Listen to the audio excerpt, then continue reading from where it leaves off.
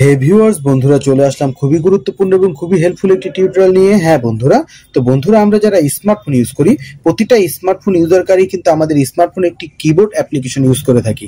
আর এই কিবোর্ড অ্যাপ্লিকেশনটি আমরা বাংলায় ব্যবহার করার জন্য দেখা যায় রেডমি ব্যবহার করি, অনেকে দেখা যায় আমাদের স্মার্টফোনের যে জিবোর্ডটা আছে সেটাই ব্যবহার করে থাকি।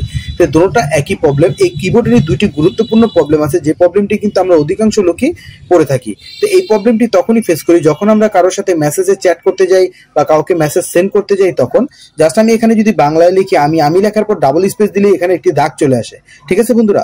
তারপরে এখানে দেখেন যদি আমি ইংলিশে লিখি, জাস্ট আই লিখে এখানে ডাবল স্পেস দিলাম, এখানে একটি ডট চলে আসলো। তারপরে এখানে যদি আবার লাভ লিখে আমি ডাবল স্পেস দিয়ে দেখেন একটি ডট চলে আসলো। তো এটা কিন্তু আমাদের খুবই কমন একটি প্রবলেম।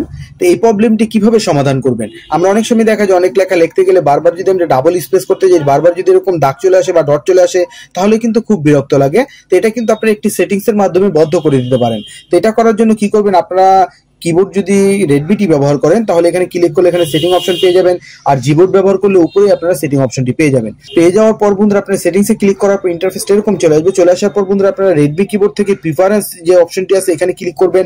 ক্লিক করার পর এখানে একটি অপশন পেয়ে যাবেন ডাবল স্পেস পিরিয়ড, জাস্ট আপনি এটাকে ডিসেবল করে দিবেন। ডিসেবল করে দেওয়ার পর বন্ধুরা এখন আমরা এখান থেকে ব্যাক দিয়ে দিচ্ছি। ব্যাক দিয়ে দেওয়ার পর বন্ধুরা এখন যদি আমি এখান থেকে আই লিখে যতই স্পেস দেই না কেন এখানে কোনো ডট আসবে না, ঠিক আছে বন্ধুরা।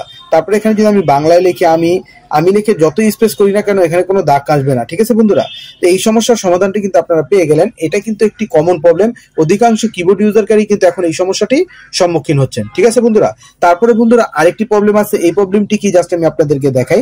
আমি যদি এখানে লিখি তারপরে এখানে লিখলাম আমি তোমাকে, তারপরে আমি ভালোবাসিটা জাস্ট একটু ভুল বানাম লিখবো, জাস্ট আমি আপনাদেরকে দেখাই। আমি বয়কার বা দিলাম, তারপরে লো করলো, তারপরে এখান থেকে আমি বাসি লিখে দিলাম, ঠিক আছে বন্ধুরা। জাস্ট আমি তোমাকে ভালোবাসি। এখন যদি একটি স্পেস দিই তাহলে কিন্তু আমাদের লেখাটি দেখেন আমি কিন্তু ভুল লিখেছিলাম, এটা কিন্তু রাইট চলে আসছে। তো এটা এখন যেরকম উপকার করলো এটার কিন্তু একটি অপকারও আছে। আমরা যখন লং টাইপ লিখি, মানে লং লেখা লিখি, তখন কিন্তু অনেক সময় দেখা যায় আমরা একটি লেখা লিখতেছি, এটা হতে পারে ভুল, কিন্তু তখন কিন্তু আমাদের এইটাই রাইট লেখা। তো এই লেখাটির সময়ও কিন্তু দেখা যায় আমরা একটা লেখা সেন্ড করব, তখন কিন্তু এই উলট পালট হয়ে যায়। এটার জন্য কিন্তু অনেক প্রবলেম পড়তে হয়। তো এটাও কিন্তু আপনারা সেটিংস এর মাধ্যমে বদ্ধ করে দিতে পারেন। তো জাস্ট এটা কি করবেন, আপনারা কিবোর্ডের সেটিংসে চলে যাবেন। সেটিংসে যাওয়ার পর বন্ধুরা এখানে টেক্সটের নামের একটা অপশন পেয়ে যাবেন, এখানে ক্লিক করবেন। এখানে ক্লিক করার পর বন্ধুরা এখানে দেখেন অটো কারেকশন, জাস্ট এই যে অপশনটি আছে এটাকে আপনারা ডিসেবল করে দিবেন। ডিসেবল করে দেওয়ার পর বন্ধুরা এই সমস্যার সমাধানটি আপনারা হয়ে যাবে। আপনারা যখন লং কিছু লিখবেন তখন কিন্তু আপনারা যদি ভুলও লেখেন তাহলে স্পেস দিলেই কিন্তু লেখাটা লেখার মধ্যেই থাকবে, লেখাটা কিন্তু চেঞ্জ হবে না। তা আপনারা যদি ছোট ছোট অক্ষরে লেখেন তাহলে এটা আপনারা অন করে রাখতে পারেন। অন রাখলে কি হবে, অনেক সময় যদি আপনারা দ্রুত কোনো টাইপিং করতে যান, আপনার বানান যদি কোনোটা ভুল হয় তাহলে স্পেস দেওয়ার সাথে সাথে কিন্তু কিবোর্ড থেকে সাজেস্ট করে আপনার বানানটাকে শুদ্ধ করে দেবে, ঠিক আছে বন্ধুরা।